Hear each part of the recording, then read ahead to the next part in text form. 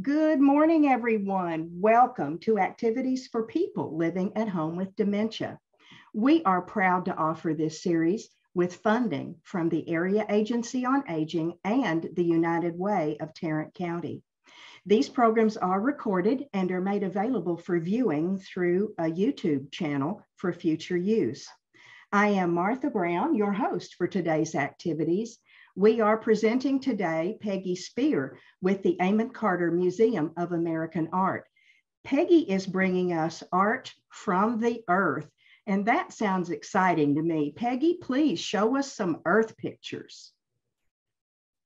And we can take ourselves off mute if you want to now. Thank you. All right, so when I was putting this together, I initially thought, all right, I'm going to go through our collection and see what artwork we have that are made of things directly from the earth. And looking at those artworks, we've already reviewed a lot of them.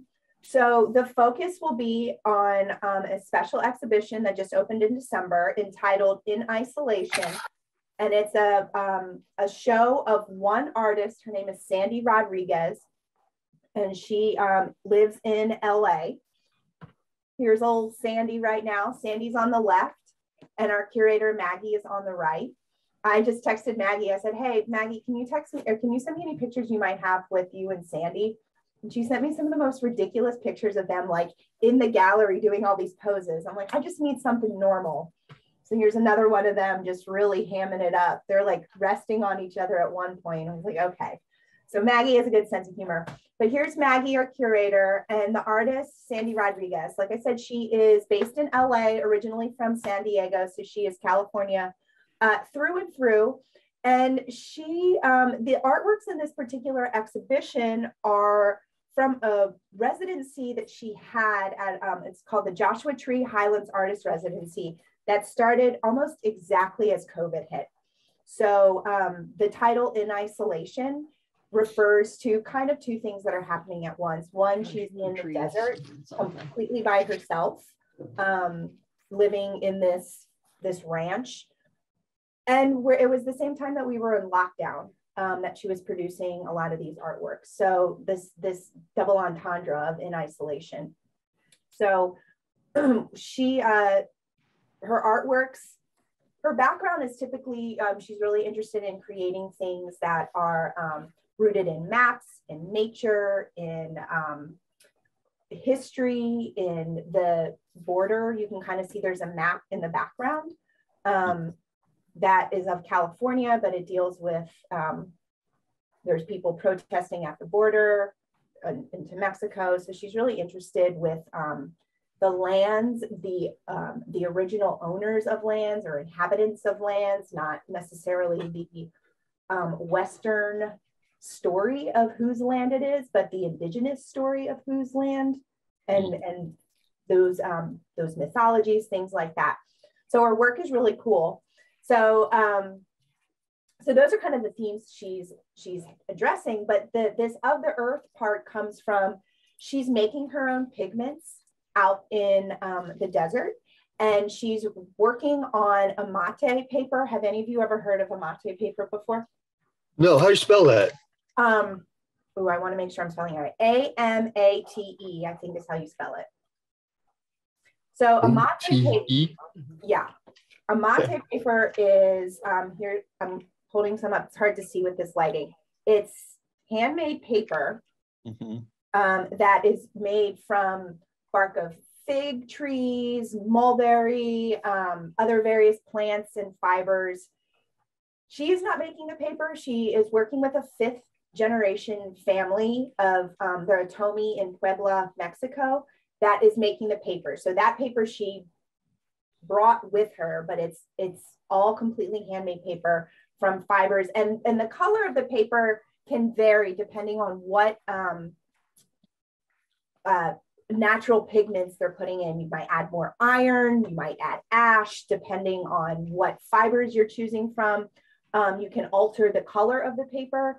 The paper itself, as you can kind of see in this really crummy lighting, there's different, you can see fibers that have started to separate and spread out. So a lot of what Sandy does is she plays with those variations within the paper to create different effects. They had the same type of paper in Thailand, called saw paper is what the name of it. And up in Chiang Mai, they actually have people that produce it. Of course, it's a touristy area, so my daughters could go and you would watch them do the paper, and then they let them help them do the paper, okay? And they put all of this in a big slurry, okay? And then kind of pour it onto a screen and let it kind of dry out, and then press it down. You know. Yeah, that's similar to the process that they're doing to make this paper as well. There's a lot of, they boil all of the fibers together. Then they're using volcanic rock to hammer everything out. And then they lay out the paper in the sun to naturally dry. And we asked Sandy, because she's not the one making it, but she's, you know, having this other family make them for her. We said, how long does it typically take? And she goes, I don't know. If people ask, just say a long time. So that's the official answer from the artist. But I think it takes several days at least to dry out. Yeah, and, she said if and she were then to there's, guess.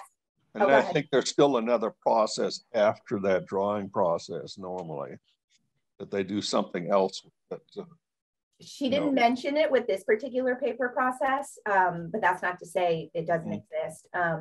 It's kind of thicker paper. It's, you know, almost, she compares it to the thickness of denim. I wouldn't say it's as thick as denim, but, you know, it does have a cushy thickness to it. Okay. It's very rough. Yeah, this one side is extremely smooth. The other side does have some texturing to it, kind of, you know, like you can think of handmade paper or just that papyrus, whatever you might have felt in the past of handmade paper. It has that same texturing to it, but one side is very, very soft, smooth. So I think she's typically painting on the more textured side to collect water, the pulling of water, things like that. So you can kind of see the different, she's using a mate paper and everything you see, but you can see the variation. Hey, Yada, hey, Hans. Hi, hi. Hello. We are focusing on an exhibition that's on view right now in the museum by an artist, Sandy Rodriguez, the woman standing on the right. And this is the curator of the exhibition. Her name is Maggie. And so we're just kind of talking about the setup of what this exhibition really is focusing on. Okay. So with the amate paper, this is the paper that she's creating on. You can see the variation in color and tone.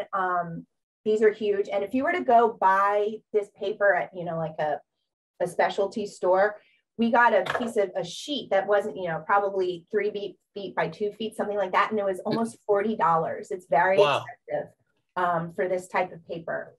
So, but the paper, this is the actual paper she was using. She gave education pieces of it to use for tours and things like that. So anyway, but you can buy that paper yourself. Right now, I think it's kind of hard to find, just I think because of supply chain situations, like everything else in the world. Okay, so Maggie had heard about Sandy right before COVID, reached out to her. Sandy's doing this residency in Joshua Tree, and then everything shuts down. So Maggie and Sandy are really only in communication through Zoom, through phone calls, through email. It wasn't until almost over a year and a few months later, when everyone's vaccinated and the whole bit, there was a little time when we weren't wearing masks, Maggie went out and visited Sandy. So that was the first time they met in person. So here's just a little more context of what the exhibition looks like in its space. It's kind of in like a shotgun little gallery alley. It's about 35 artworks, I want to say, of variety in size. So the first artwork we'll kind of take a minute with is this, and you can see it just for size reference. It's this first image on the left. Okay, it's called Collecting Color. So the title kind of gives us some context. What do you see happening here? picking of flowers or herbs or something to make the dyes or the paint. Yes. Yeah, that's exactly right. This is a self-portrait of the artist Sandy. So you saw what Sandy looked like. Different hair color at the time, but this is who the artist is. And so this is a portrait of her collecting pigment, and she's playing off of the Florentine Codex. Have any of you heard of the Florentine Codex? Okay. For those of you who haven't, the Florentine Codex was written in the 1500s by a Spanish Franciscan friar who was in the New Spain, in Mesoamerica, working with the indigenous Aztec and other people who were living, other tribes that were living in that area. It's over 2,000 pages, and it's kind of the universal history of that part of the world. Wow. It's considered one of the most important documents of essentially pre-Columbian America. And so it's called Florentine Codex because the best version of this document lives in Florence. Yeah, Italy had nothing to do with why it's called. It's because it's living there. It's a Spanish man in Mesoamerica writing in Spanish and Nahuatl, which was the native language of the people living in that space. And so in this 2,000 plus page book, there are over 2,000 images that were created by students of that Franciscan friar. And it's talking about the economy of that part of the world, the mythology, the art, the religious practice, everything that made that part of the country what that was. And it was kind of a history of it. It was written over many, many decades by this, until he died, he was writing in this. And it was in Spanish, and then it wasn't translated until much later into English. She's very aware of the people who would be living in the lands that were in Joshua Tree, the national park. That's what the Skull and Bones is, that reference to people past. She's dressed as if she were of the people of that time, this kind of white linen dress. But then she's got a mask on. So it's this wedding of the past and the current. And this connecting of, this is what it was and this is what I'm doing, but now I'm wearing a mask, and this is all quickly evolving over time, or over, how things kept changing in the beginning, because this is when she was painting it. She had no idea what to expect when she was out of isolation, how the world would return, but was very interested in the marriage of what was and what is. And this book, the Florentine Codex, which she's very influenced by, was written during another plague, the bubonic plague. So there's kind of that overlap of influence too, that again, this is centuries and centuries of difference, but some things don't change, and history is repeating itself. And here we are watching her collect things to make pigments, again, a practice that had been done in a modern world. Of course, in without that context of COVID, somebody looking at that might say, well, that mask is protection because of the oils and the aromas the plant is giving off. It's like when I do wood turning, there are some pieces of wood that you have to wear a mask because they're hazardous to your breathing, to your lungs. Yeah. They're beautiful wood, but they can cause a lot of respiratory problems.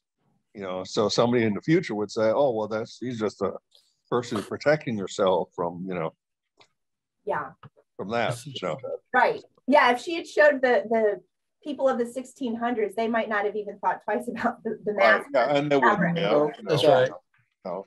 But for our contemporary eyes, it's immediately associated with COVID, Yeah. Beautiful picture. It's very beautiful. And she's she's referencing too, there are images in the Florentine Codex of these scribes that would make these scenes of what collecting color looked like, of what collecting pigment looked like. So there's that, again, that referential history to the Codex, but it stands alone. You don't need to know that to understand what's happening. Oh, go ahead. So, Peggy, I noticed that there's a skull and a couple of bones over in a mound. Yeah. Is that significant to the drawing? To the reference of the people whose land it was before she got there. Okay, gotcha. Yeah. So, oh, go ahead, Yetta. It's just a little weird to me, you know, you see the girl and the little bush and the little mountains as if you're looking straight at them. And then the other background looks as if you're up above it and you're looking down and there's a river running through it. It doesn't look like the sky or anything, you know, it's all just the same color. Yeah, it does have, especially because of the paper tone, some of that perspective is lost. Mm-hmm.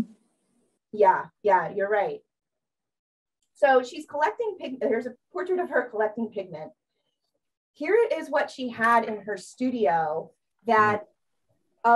she's collecting native plants to Joshua Tree to create her pigments. So here she has the different names in all the different languages of the different peoples that have lived on that land. So it's in Spanish, Nahuatl, Latin, and English.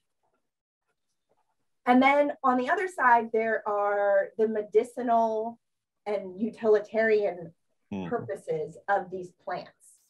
That's cool. Yeah, it's so cool. So you can see in this picture back here, you can see it's pretty big. Yeah. You just have it pinned, you know, hanging from the wall. Mentioned off, so curious hands don't touch. It's nice that you have that perspective. Thank you for that. Yeah, I know. So it's so hard when you're seeing something on the wall, you have no idea the size. So this is just kind of where you're understanding what her working process is. Again, very tied to the Codex because it's talking about the function of plants that were native to the land.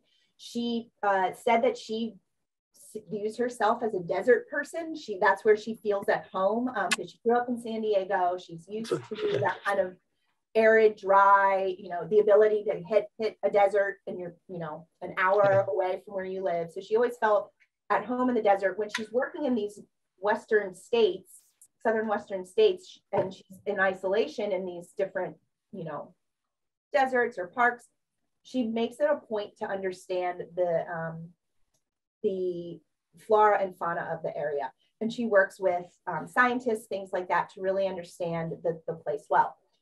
As a result, she's able to make her own pigment. So on the left, you can see her color chart of what colors she was able to make with the things that she was able to find in that part of the world. How cool. Isn't it so cool? Interesting, yeah. We have our exhibition designer is a watercolorist himself, and he was like geeking out over this. Like, oh my God, this is so cool that these are the colors she's making from the different. Yeah. You know, Does it say which plants or which stuff she? Yeah, if I remember correctly, she has like the list of what's making what. Okay. The little writing, and then you're able to see what the powdered pigments are. Yeah. So once she has everything, you know, you've got her pestle and mortar. Once she has everything, you know, she would go out and collect cochineal and different flowers, things like that, and then that's where she would create kind of her color palette then for that would reflect the land she felt most accurately. And so what she would do is she would use these paints, fugitive. Fugitive paints mean after a while they will start to disappear because they're completely organic. Yeah. So she would use these fugitive paints, but also go in with real watercolors to, because she's worked in museums herself for a very long time. So conservation loves her because she was able to kind of conserve her own artwork ahead of time by going in and using the synthetic watercolor under. She would try to color match almost exactly so that there was that trueness to the color she's using. That's cool. Yeah, it's like so much science. When she was explaining it, I'm like, oh my gosh, my brain. So she told one of the educators in the department how to make some of the colors. So she got cochineal and she ground them all up. And I have a video. I'm just going to kind of jump through because it's only a 5-minute video, but it turned into like a science lab in the kitchen a couple of weeks ago, because Allie, the educator that's standing right here, is using all of the different things to create that Sandy used to create paint. So she's using cochineal, which is the bug, only female bugs produce that vibrant red color. So you can think of any artworks you might have seen in medieval time. This is something from this part of the world. They eat paddle cactus, and that's what makes them turn red. So when this was discovered, this was now impacted art throughout the entire world. So this is really cool that this is coming from this part of the world. So she herself would go and collect the cochineal, and only the females produce this red. It's totally non-toxic. Lipsticks used to be made, or can be made from this, used to be made from this. Makeup, paints, you name it. Fabrics were dyed using this. And then she's got the binder. So every paint has a pigment and a binder. And the binder can change depending on what's available. But she's using gum arabic, and then she's using different acids to kind of change the colors of the red to make it deeper or lighter. So I'm just going to kind of skip through, and there's no sound because there's like all of us fools talking in the background about like, oh, what did you guys eat for dinner last night? Like, it's totally unprofessional. But we'll just kind of hop through. So she's got a scale. She's measuring different natural pigments that like dirt type things to wow. Okay, so we'll kind of jump forward. So now she's adding this is not the citric acid. These are two different, the gum arabic, that binder. So she's adding that. Then she's going through and telling us what these aluminum sulfate and the other powder does to kind of help the everything congeal. I think there's a name for it. Mordant, I believe, is the name. Okay, so she's still adding. Now she's got hot water. And this is like truly, if conservation knew what we were doing in the building, they'd probably be like, oh, maybe we don't do that.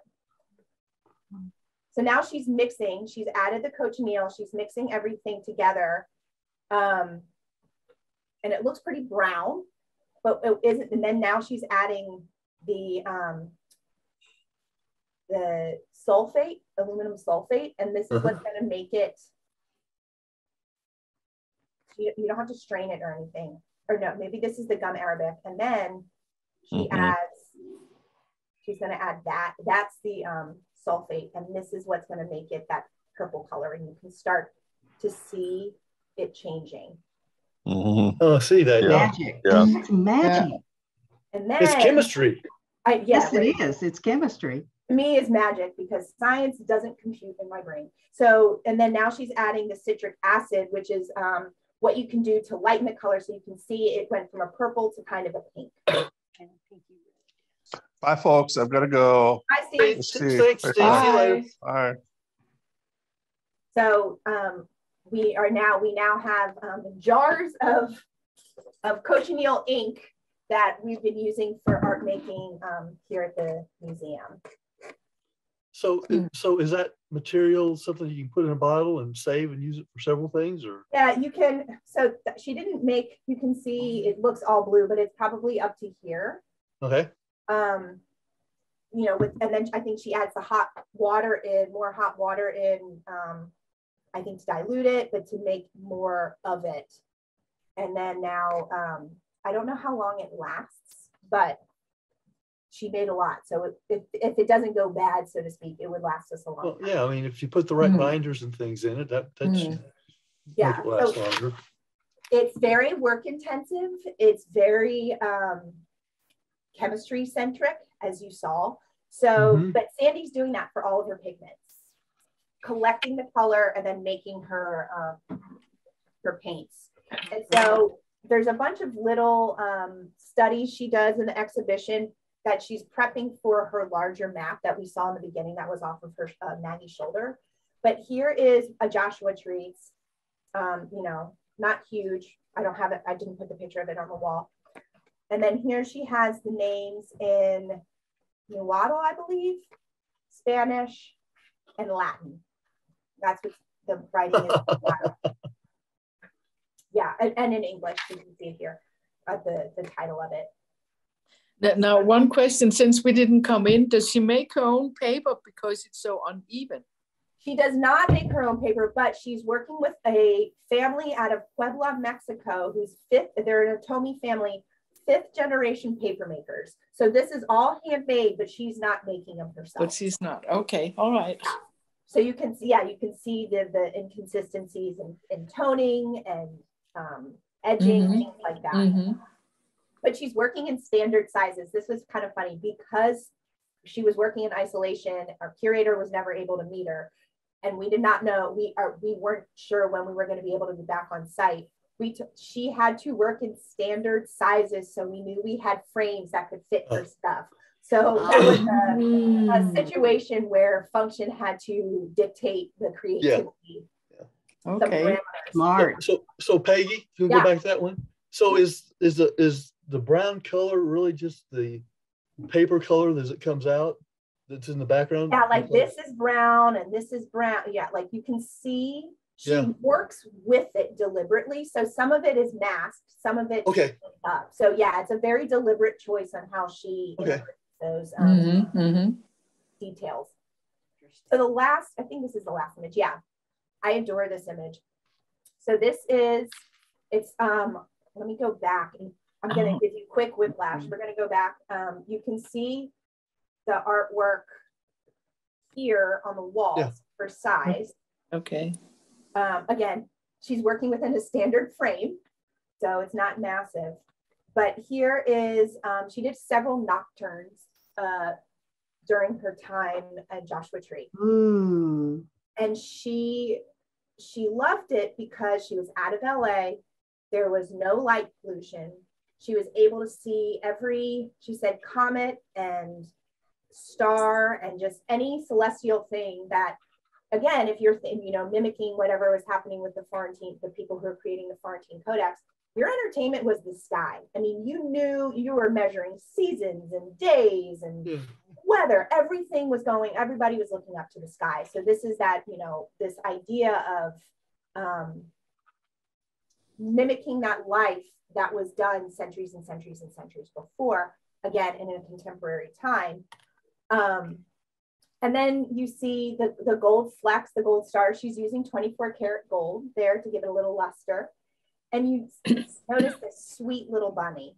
So she, again, the Florentine Codex has a lot of bunny imagery that is referenced. And then cave paintings in the area have bunnies on. So bunnies were something that were of interest and meaning to the people in this part of the world. But she said, from a personal, again, merging the past with the present, she was in isolation and was getting to know the animals around her really well. So she, at night, would, the bunnies would come and she would feed them. And then in the morning, the bunnies would come and she would feed them. So she ended up having, she said, these friends that she made that were all these bunnies who kind of helped her through the loneliness of COVID. And so she said she felt she needed to include them in this view of the desert because they really were such an important part. Yeah, it's so sweet. This is an interesting piece. Sweet. The gold paint or the gold was it what you call it, gold leaf? I think it might actually be like she melted down the gold and then painted with it. Wow. But I'm not 100% sure, but it's true gold. Okay.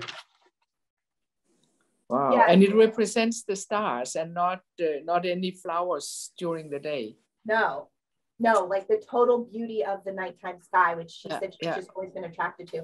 And the bunny too, within the Florentine Codex, different positions mean different things to mythology or whatever. And so here she included the bunny in this direction because she said that was her positioning, looking at the moon at certain times of the night. So that was to represent her placement on the earth in relationship to the moon. But it's so stinking sweet. So I just, it's a nice one. Yeah. So those are there are a lot more artworks that are really powerful in this exhibition. A lot of them are some political charge to it, helicopters, people protesting, because she was in isolation and still getting the news with all of the police demonstrations that were going on, things like that. So you can see in one of them, I don't have the image of it, it's a bunny in the desert and the sun's coming up, but the sun is the COVID-19 ball we all became very familiar with. So she's got a sense of humor about it, but she's also dealing with really heavy issues of land rights, of human rights, and things like that. So before you go, go in. Go ahead, Yetta. Before you go, those big paintings where she was standing there with your curator, were they maps? Yes. So all of the studies that, here I can show y'all again, all of the studies that she was, the little drawings like of the Joshua tree we saw here were of, so like these were studies that she was doing to eventually put in the bigger map. Okay. So she was figuring out the animals and the land and the light and all of that to eventually then make a bigger version of a Joshua tree, or to incorporate some of those details in her. So they're like studies almost of the what the larger was. Okay, thank you.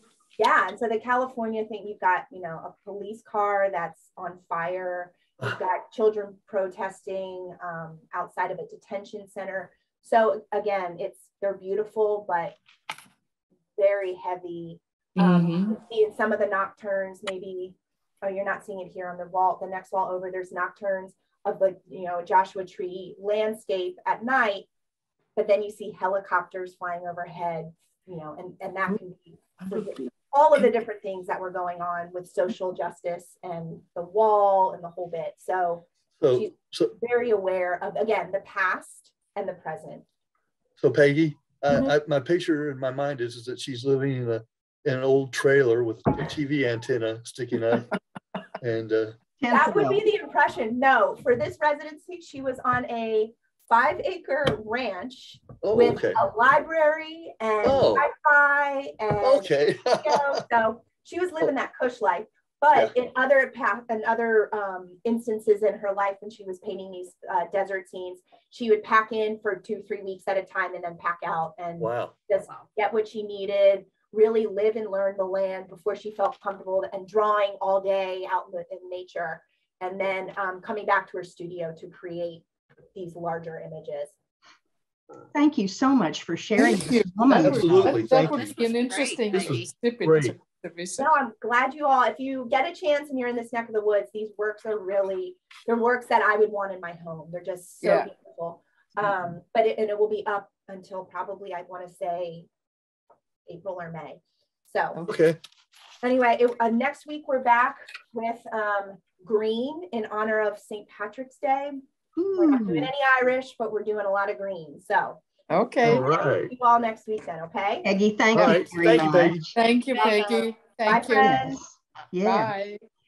Well, heaven bless Peggy. She's going to do this 2 more times today. Oh, wow. She's going to do this at 11:30 and at 1:30. So if you didn't get enough, you can come back. Yeah. And also, tomorrow is Frog Bingo at 10:30.